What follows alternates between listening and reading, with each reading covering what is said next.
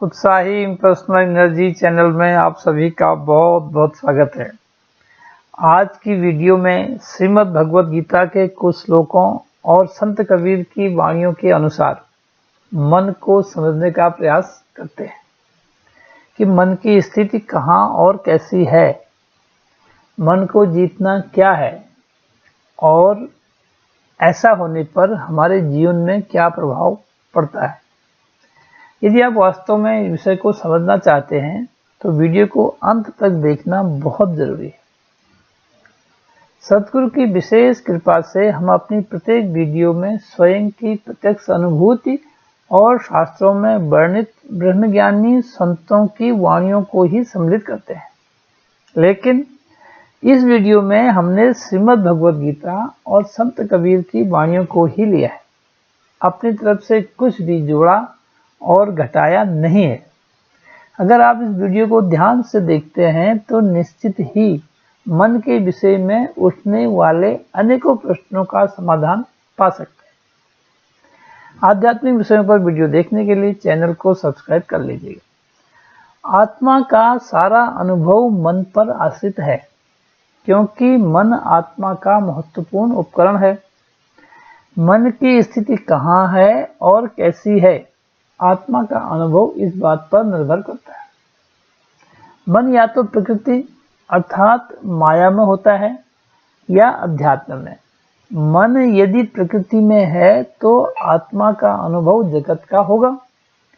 दूसरी तरफ यदि मन अध्यात्म में है तो आत्मा का अनुभव ब्रह्म संबंधी होगा।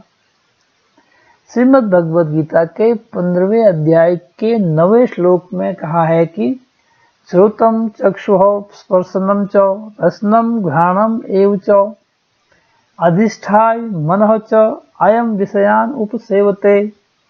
यह जीवात्मा मन का आश्रय लेकर कान, आँख, त्वचा, रसना एवं नाक आदि इंद्रियों के द्वारा विषयों का सेवन करता है। मन चंचल है, जिसकी तुलना बंदर से, घोड़े से, हाथी से की जाती। संत कबीर जी ने मन की तुलना पक्षी से की है।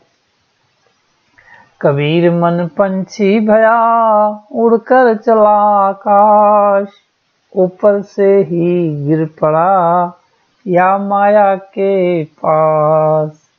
मन एक क्षण को भी अकर्मा नहीं रहता, यह निरंतर चिंतन करता रहता है।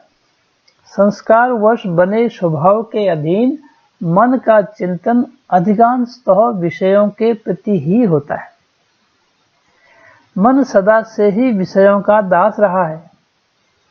मन विषयों की कामना करता है और कामनावश विषयों जैसे सुनना, देखना, स्पर्श करना, रस लेना तथा सूंघना आदि का चिंतन करता है।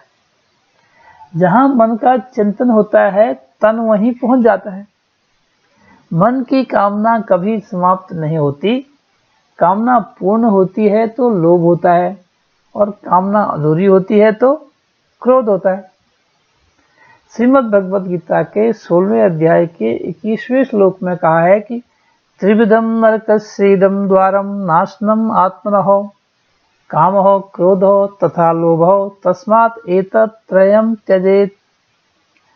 अर्थात काम, क्रोध तथा लोभ 3 प्रकार के नरक के द्वार आत्मा का नाश करने वाले हैं, मतलब अधोगति में ले जाने वाले हैं। इससे इन तीनों को त्याग देना चाहिए। संत कबीर जी का मानना है कि मन की मति से कभी नहीं चलना चाहिए। मन की मति से चलने से आत्मा का हनन होता है। मन के मते न चालिए, मन के मते अनेक, जो मन पर सवार है तो साधु कोई एक। चित्त में संस्कार जनित वासनाएं हैं, जिससे मन में इच्छाएं पैदा होती हैं। मन संकल्प पैदा करता है, संकल्प से कर्म होता है, कर्म से आदत बनती है, आदत से व्यवहार बनता है और व्यवहार से व्यक्तित्व बनता है, व्यक्तित्व से ही मनुष्य का भाग्य बनता है। मन ही मनुष्य के बंधन एवं मोक्ष का कारण है। संसार में बंधन नहीं है। मन की सोच ही व्यक्ति को संसार से बांधती है। संसार के प्रति वासना एवं आसक्ति व्यक्ति को संसार से जोड़ती है।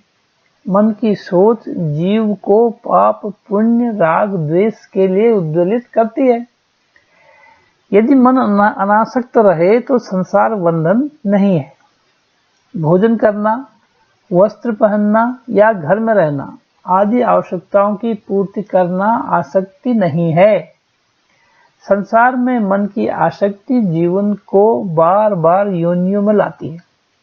संत कबीर जी ने कहा है कि वक्त कहो या कर्म कहो, नसीब कहो निर्धार, सहस्र नाम है कर्म के, मन ही लिया अवतार। बात बनाई जग ठगियो, मन प्रबोधा नाही, कह कबीर मन ले गया 1,84 माही। श्रीमद् भगवद गीता के 6वें अध्याय के 5वें श्लोक में कहा है कि जीव को मन की मदद से अपना उद्धार करना चाहिए और अपने पतन से बचना चाहिए, क्योंकि मन ही जीव का मित्र है और मन ही जीव का शत्रु है। श्रीमद् भगवद गीता के 6वें अध्याय के 6वें श्लोक में कहा है कि जिस जीवात्मा द्वारा मन और इंद्रियों सहित शरीर जीता हुआ है, मन उसके लिए मित्र है, और जिस जीवात्मा द्वारा मन और इंद्रियों सहित शरीर नहीं जीता गया है, उसके लिए मन ही शत्रु के समान है।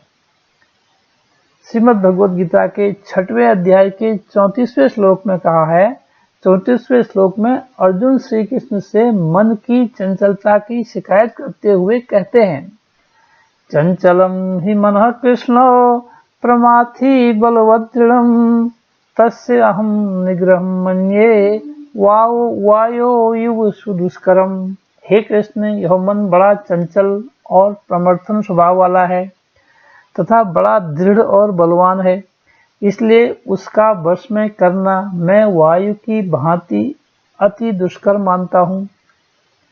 श्रीमद् भगवद गीता के 6वें अध्याय के 35वें श्लोक में अर्जुन के प्रश्न करने पर समझाते हुए श्री कृष्ण ने कहा, असंशयम महाबाहो मनः दुर्निग्रहं चलम, अभ्यासे तु कौन्तेयो वैराग्येन च गृह्यते। अर्थात हे महाबाहो, निसंदेह मन चंचल और कठिनता से वश में होने वाला है, परंतु हे कुंती पुत्र अर्जुन, अभ्यास अर्थात स्थिति के लिए बारंबार यत्न करने से और वैराग्य से यह वश में होता है। अब समझते हैं कि मन को जीतना क्या है। मन को जीतना है मन की चिंतन की धारा को बदलना। मन प्रकृति अर्थात माया से बना है और आत्मा से प्रकाशित है, परंतु मालिक के कारण माया की ओर सदा से उन्मुख है। इसे माया से हटाकर अध्यात्म की ओर मोड़ना ही मन को जीतना है।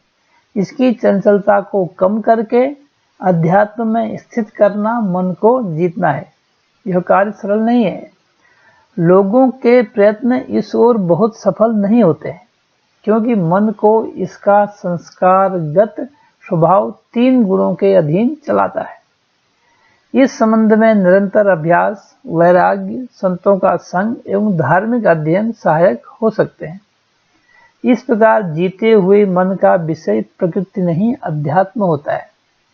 अतः आध्यात्मिक क्षेत्र का अनुभव आत्मा के मोक्ष का कारण बनता है, जबकि प्रकृति अर्थात माया के क्षेत्र का अनुभव आत्मा को योनियों में ले जाने का कारण बनता है।